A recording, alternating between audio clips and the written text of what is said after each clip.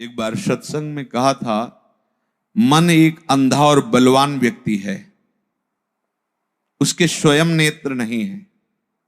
उसको जिधर चलाया जाता है बड़ी मजबूती से पैर रखता है, जो पकड़ाया जाता है बड़ी मजबूती से पकड़ता है।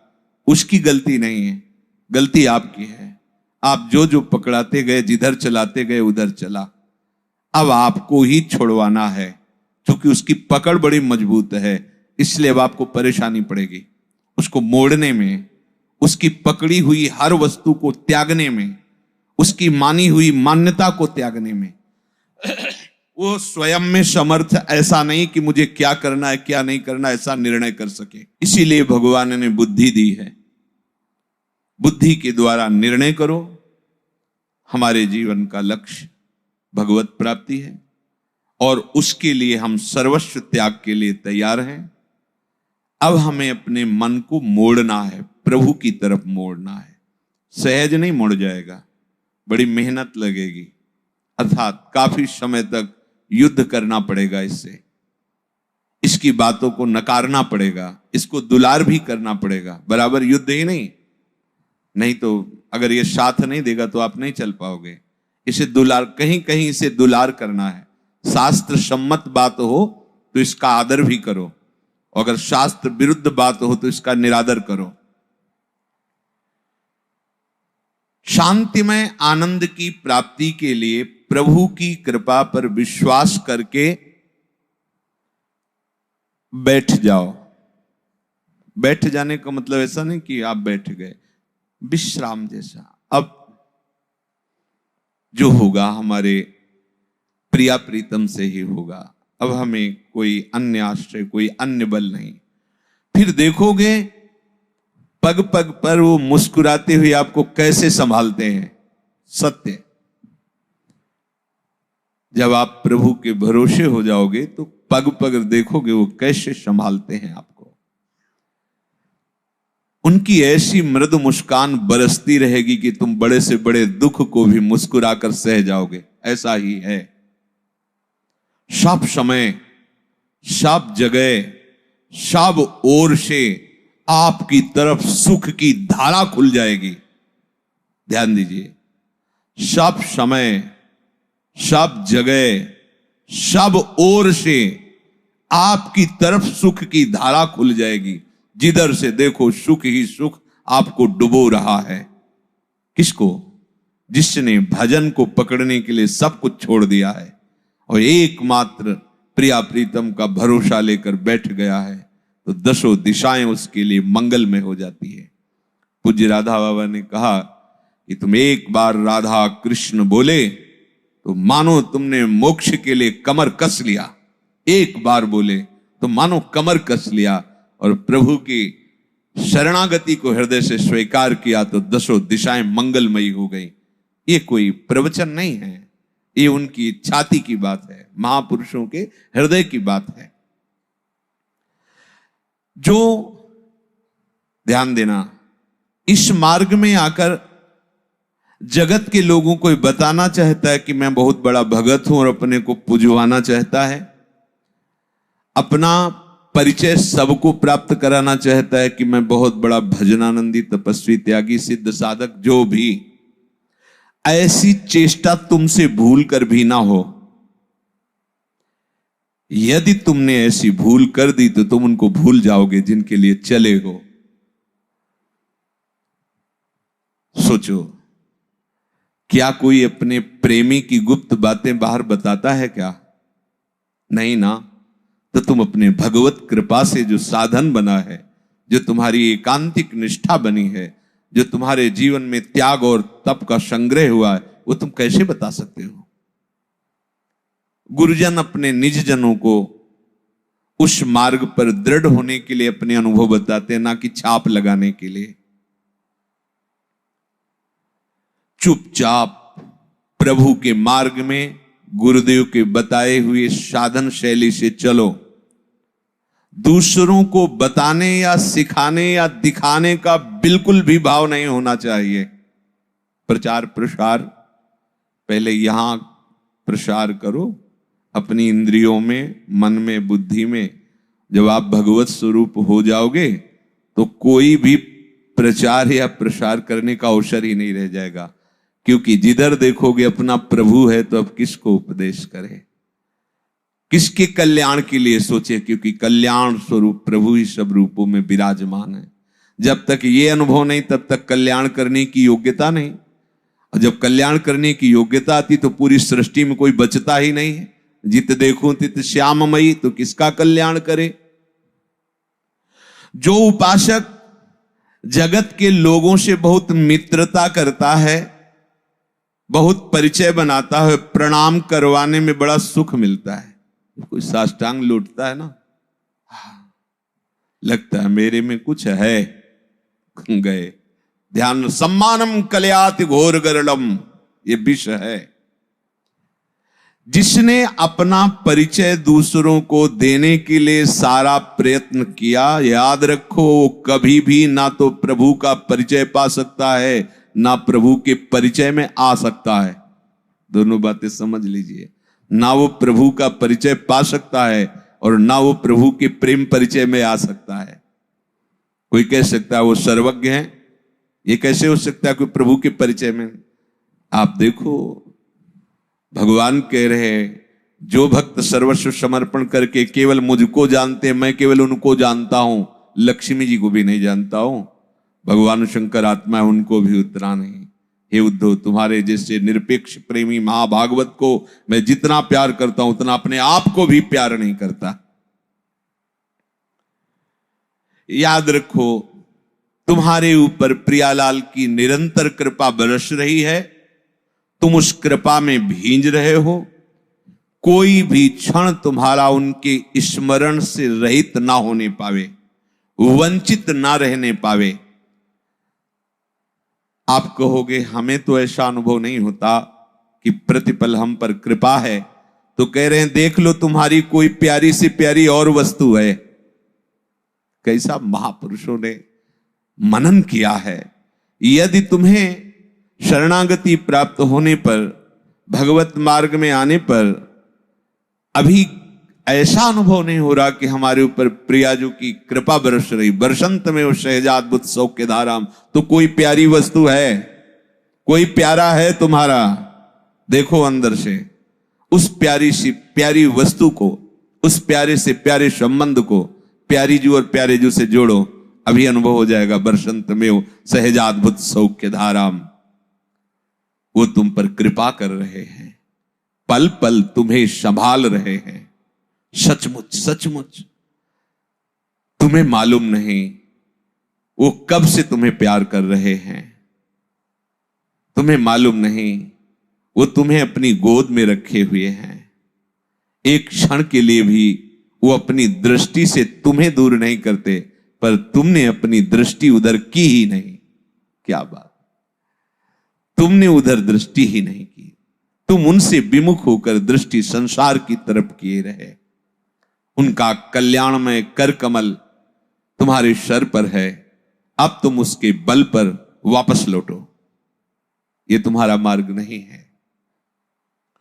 तुम पूछोगे कि ये जलन जो बढ़ रही है हमारे हृदय में, ये चिंता बढ़ रही, शोक बढ़ रही, मन घबरा रहा है, पता नहीं क्या कैसा, ऐसा लगता है कि ना कोई आग है, ना कोई जलन है, ना कोई ताप है। ये मन की विमुखता है, घबरा रहा है। अनंत बलशाली प्रभु का आश्रय लेने में घबरा रहा है, नाशवान प्रतिपल छूटने वाले विषय के छोड़ने में घबरा रहा है। ये मन की चाल है। न कोई आग है, न कोई जलन है, न शोक है, ये केवल अज्ञान है। डरना मत, आगे बढ़ो। अभी वो भूमिका नहीं आई जो निर्भय अवस्था है। आगे कदम रखोगे तो आप खुद हंसोगे अपनी इस वृत्ति पर। जो हो रहा है होने दो, तुम्हारे रोकने से रुकेगा भी नहीं। तुम तो बस अपने मंगलमय आराध्य देव की इच्छा में अपनी इच्छाओं को मिला दो। आओ प्रवाह में बहते हैं। प्रवाह में बहने में जानते हो हाथ पैर नहीं चलाना होता, सत्प्रेम सिंधु मकरंद रसौघ धारा। अब इस धारा के प्रवाह में बहो, राधा राधा राधा। भयानक से भयानक भय भी तुम्हें भय नहीं दे पाएगा, और सुंदर से भी सुंदर कोई तुम्हें आकर्षित नहीं कर पाएगा। कब? जब राधा की धारा में बहोगे, प्रवाह में, लीला में। तुम्हें वो बता देंगे अपना रहस्य, लीला में तुम्हें ऐसा जगा देंगे कि तुम कभी सोओगे नहीं। सोने का मतलब ये तमोगुणी निद्रा नहीं, मोह निद्रा, अज्ञान निद्रा। तुम्हें वो दिखा देंगे कि वो कब से तुम्हें प्यार कर रहे हैं, जब से प्यार कर रहे हैं तब से अलग ही नहीं हुए, तुम ही भागते रहे, उनकी तरफ कभी देखा नहीं। तभी तो भक्तजन रोते रहते हैं कि कितने अहेतु की कोई हेतु नहीं। आप जैसे महान को मुझ जैसे क्षुद्र से क्या हेतु हो सकता है, पर इतना प्यार। फिर बाद में अनुभव करा देंगे कि तुम उन्हीं के स्वरूप हो, कोई और नहीं। बस उस समय तुम उनके हाथ के विशुद्ध खिलौना बनकर उनकी नित्य लीला में प्रवेश पा जाओगे। जैसे कोई कहता है ना कि मैं नित्य लीला में प्रवेश पा रहा हूं, अज्ञान की बात है। जब तक मैं का स्मरण है तो नित्य लीला में कैसे प्रवेश? मैं का विस्मरण ही नित्य लीला में प्रवेश होता है। अपना अस्तित्व खत्म हो गया, ब्रह्म नहीं, माया नहीं, नहीं जीव नहीं काल, अपनी हो सुधि ना रही, एक रहे हो नंदलाल। अब ये लीला में कभी कभी लगता है साधक ये बड़ी बड़ी बातें करके केवल प्रणाम करवाने के लिए ऐसी झूठी बातें बोलता है, केवल सम्मान के लिए। ऐसा क्यों कर रहे हो? वास्तविक सम्मान और वास्तविक प्यार जहां से मिल रहा है वहां से तुम अपना संबंध विक्षेप करते हो, तो तुम्हें ये झूठा प्यार कब तक संतोष देता रहेगा? विश्वास करो, प्रभु सत्य है, प्रभु नित्य है, प्रभु सर्वत्र है, इसलिए तुम्हें कपट और पाखंड करने की जरूरत नहीं है। कैसे महापुरुष जन प्यार से समझा रहे, वो सत्य है, वो नित्य है, वो सर्वत्र है, इसलिए तुम्हें पाखंड करने की जरूरत नहीं है, नाटक करने की जरूरत नहीं है। प्रभु तुम्हें बहुत प्यार करते हैं और वो बहुत सर्वशक्तिमान है। अब तुम्हें जितनी शक्ति उन्होंने दी है, बस सारी शक्ति लगा करके उनके भजन में समय व्यतीत करो, विषय चिंतन ना होने पावे। पीछे प्रसंग में चर्चा चल रही थी कि विषय भोग क्रिया नहीं हुई, केवल विषय चिंतन हुआ, उसी से सर्वनाश हो जाता है। अब जो बात कह रहे हैं वो विशेष साधकों के लिए, क्योंकि साधारण जन इसे नहीं समझ पाएंगे। इसमें कह रहे हैं कि विषयों को भोगता हुआ वो हृदय की निर्मलता को प्राप्त होता है। विषय ना भोगता हुआ विषय का चिंतन करते हुए वो सर्वनाश को प्राप्त होता है। यहां कह रहे हैं विषय का चिंतन नहीं, बिल्कुल चिंतन नहीं। चिंतन प्रभु का हो रहा है, क्योंकि उसने अपनी बुद्धि प्रभु में प्रतिष्ठित कर दी। ना किसी भोग से राग है, ना किसी भोग से द्वेष है, ना कोई इच्छा है। जब इच्छा ही नहीं तो त्याग क्या? अब भगवत विधान से जो उसके सामने आता है, उस भोग को वो भगवत प्रसाद रूप भोगता है। प्रतिपल उसका अंतःकरण निर्मल होता चला जाता है। ये आश्चर्य की बात है। ये स्वयं भगवान कह रहे राग द्वेष वियुक्तैस्तु विषयानिन्द्रियैश्चरन् आत्मवश्यैर्विधेयात्मा प्रसादमधिगच्छति प्रसादे सर्वदुःखानां हानिरस्योपजायते प्रसन्न चेतसो ह्रासु बुद्धि पर्यवतिष्ठते। श्री भगवान कह रहे हैं ये जो अभी हम पहले बोले वो इसी की पुष्टता के लिए बोले। यदि तुम्हारी ऐसी धारणा है, जैसा अभी प्रथम में आपने भगवत कृपा शब्दों को सुना, हमारी बुद्धि केवल प्रभु में है, और उसको हम सरल भाव से बता रहे हैं। अब हमें वही भोग भोगने हैं जो हम अपनी प्रियाजू को अर्पित कर सके। अपने भोग भोगता नहीं है, भोग भोगता प्रियालाल है, अपने प्रसाद भोगता है। बस सरलता से समझ लो। अगर उसको प्रवीणता से बताएंगे तो अपने वृंदावन वासी हैं, कम समझ में आएगी, क्योंकि इसके समझने के लिए बनारस की बुद्धि चाहिए। ये जो श्लोक है इसके समझने के लिए वेदांत बुद्धि चाहिए, बहुत प्रवीण बुद्धि। तो भक्तों की भोरी बुद्धि होती है, उनके भोलेपन में ही सारा ज्ञान छुपा होता है। अब अपने को इसको भक्ति स्वरूप में लेना है। राग द्वेष वियुक्तस्तु, प्रभु कह रहे हैं कि यदि किसी भी विषय में राग है या द्वेष है, राग का मतलब समझते हैं प्रियता, दोष का मतलब समझते हैं अप्रियता, अनुकूलता, प्रतिकूलता, सुखद दुखद, यह है राग द्वेष। जिस व्यक्ति से अनुकूलता, प्रियता, सुख की संभावना होती है वहां राग हो जाता है। ऐसे वस्तु, व्यक्ति, स्थान से, और जहां राग होता है वहां द्वेष जरूर होता है, जरूर होता है। ऐसा नहीं कि आप केवल राग का ही, क्योंकि कुछ वस्तुएं अनुकूल होंगी तो कुछ प्रतिकूल होंगी। हो सकता है वही वस्तु कुछ समय बाद प्रतिकूल लगने लगे तो उसी से द्वेष हो जाए। हो सकता है वही व्यक्ति जो आज राग का कारण बना कल द्वेष का कारण बन जाए। अगर राग द्वेष युक्त बुद्धि है और वो विषयों का चिंतन मात्र करती है तो प्रभु कहते हैं कि उसका उत्थान नहीं होता, पतन हो जाता है, प्रणश्यति, नाश हो जाता है। यहां कह रहे हैं कि जिसकी बुद्धि प्रभु में स्थित है, कैरुवा भाव रहस्य पारगमती श्री राधिका प्रेयसा, लाडली जू के प्राण प्यारे प्रीतम और प्रीतम की प्राण प्यारी लाडली जू, इन दोनों के प्रेम रहस्य में जिसकी बुद्धि स्थित है वो विषयान ग्रहणंतु मुंचंतु हुआ, वो विषय भोग करे या उसका त्याग कर दे, वो बहिर्मुख पुरुषों का संग करे या ना करे, वो शास्त्र के अनुसार कार्य करे या ना करे। क्यों?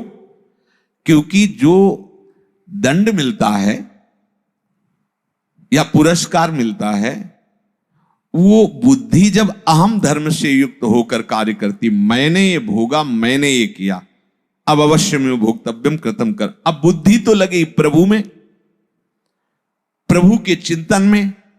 अब उसके शरीर को जो भी भगवत प्रसाद रूप प्राप्त, उसके हृदय को पवित्र करने वाला होता, मलिन करने वाला नहीं होता। यहां कहा कि बुद्धि का प्रभु में स्थित हो जाने से वो कर्म करते हुए भी बंधेगा नहीं, विषय भोगते हुए भी वो पतित नहीं होगा। ये बहुत आंतरिक रहस्य की बातें हैं जिनको बहुत संभाल करके भक्ति परक बता रहे हैं।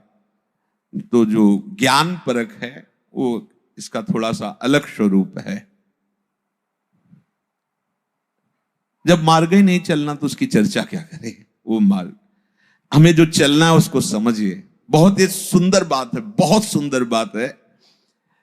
वशीभूत अंतःकरण वाले उपासक का राग द्वेष रहित अपने वश में की हुई इंद्रियों का विषय का सेवन करता हुआ वो हृदय की निर्मलता को प्राप्त होता है। बड़ी बात, ये बड़ा गुप्त बात है। संपूर्ण दुखों का नाश करने वाला बन जाता है, हृदय शुद्ध हो जाता है। उपासक की बुद्धि निसंदेह परमात्मा में स्थित हो जाती, भोग भोगते हुए भी, यद्यपि वो भोगता नहीं है। यहां तो अंतःकरण को वश में करने वाला शब्द है। मन हमारा प्रभु के चरणों में, बुद्धि प्रभु के निश्चय में, चित्त प्रभु के लीला गुण नाम चिंतन में, अहम दासत्व में। अब फर्क नहीं पड़ने वाला। अब जो होगा वो महामोद मंगल में होगा।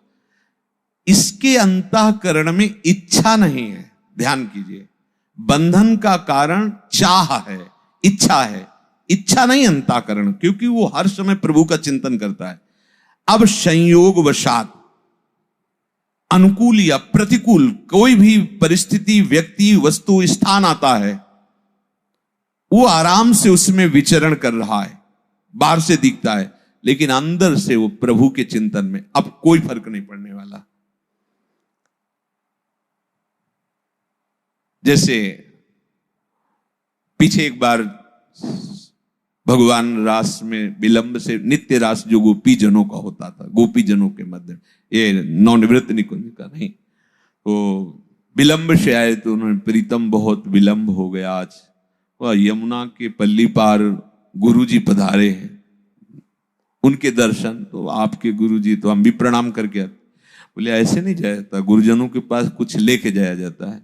बोले कुछ विलंब तो लगेगा, समय हो जाएगा, पर हम सब तो मिल करके सुंदर सुंदर पुआ, खीर और अच्छे अच्छे पदार्थ बनाए, चलने लगी। तो उन्होंने कहा, प्रीतम यमुना जी बहुत बाढ़ी है, उनका जाके यमुना जी से कह देना कि यदि श्री कृष्ण अखंड बाल ब्रह्मचारी हैं तो मार्ग दे दीजिए। गई, पर यह बात सुनकर उनको हंसी आई। जो ही कहा तो यमुना जी ने मार्ग दे दिया, ऐसे ही थल की तरह वो जल में निकल गई। गई तो महर्षि दुर्वासा जी बड़े महामहिम हैं, प्रणाम किया, कहा भगवान भोग लाई है, मुंह बगाड़ दे, कोई पुआ कोई खीर, मतलब पहाड़ जैसा पूरी ब्रज गोपियां सब, और बड़ी भावुक। ये ब्रज क्षेत्र भाव क्षेत्र है, बड़ा भाव है ब्रज में, बड़ा भाव। धीरे धीरे हमारी मलिन बुद्धि हो जाती है, इसलिए उनके भावों को हम समझ नहीं पाते। सब खीर पूड़ी सब, कुछ नहीं रह गया। प्रणाम किया, कहा ब्राह्मण हमें लगता है पूरे युग युग का भूखा रहा होगा, इतना भी प्रसाद नहीं छोड़ा सब पाए। बोले भगवान अब आज्ञा कीजिए, जाना चाहते जाइए। तो उनका जब यमुना जी बाढ़ी हैं तो आई थी, तो निकले, अब जाएं कैसे? बोले कैसे आई थी?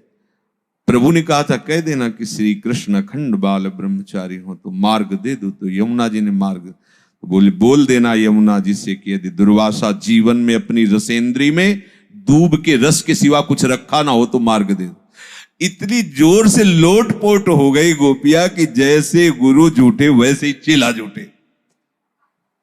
मनो लडुआ पूड़ी हलवा सब खा गए। कह रहे कह देना यमुना जी से अपनी जबान में यदि दूब के रस के सिवा आज तक कुछ रखा ना हो।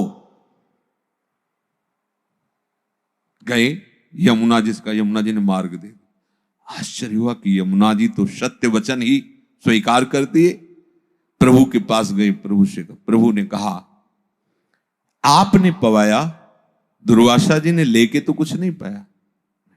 बोले वो इच्छा रहित है, इस समय इच्छा रहित होकर सब पा गए पर वो कुछ नहीं पाए। बोले आपके विषय में भी जानना चाहती है कि आप, क्योंकि ब्रह्मचर्य में ये सब हंसना खेलना, ये सब लीला व्यवहार, तो उनका मेरे सिवा कोई है ही नहीं, इसलिए मैं सदैव अखंड हूं, इसलिए अखंडानंद कहते हैं। मेरे सिवा कोई है नहीं और मैं कभी किसी शरीर से नहीं खेलता, आत्मानंद में, आत्मस्वरूप में। ये जितनी गोपी जन प्रभु के पास है शरीरधारी नहीं है, ये सब आत्मस्वरूप है, आत्मस्वरूप। जब कुछ ब्रजवासियों ने उनको रोका तो जो चली थी उनसे पहले वो श्री कृष्ण के पास थी, तो शरीर तो वही आत्मस्वरूप। ये जितने भी भाव दे हैं ये आत्मस्वरूप है, ये पांच भौतिक नहीं है, ये आत्मस्वरूप। और आत्मस्वरूप में कहीं मलिन विकार की कोई गुंजाइश ही नहीं होती। तो भगवान का जो विलास है, जो लीला विलास है, वो स्वयं में स्वयं से है, दूसरा कोई है ही नहीं, स्वयं से स्वयं में।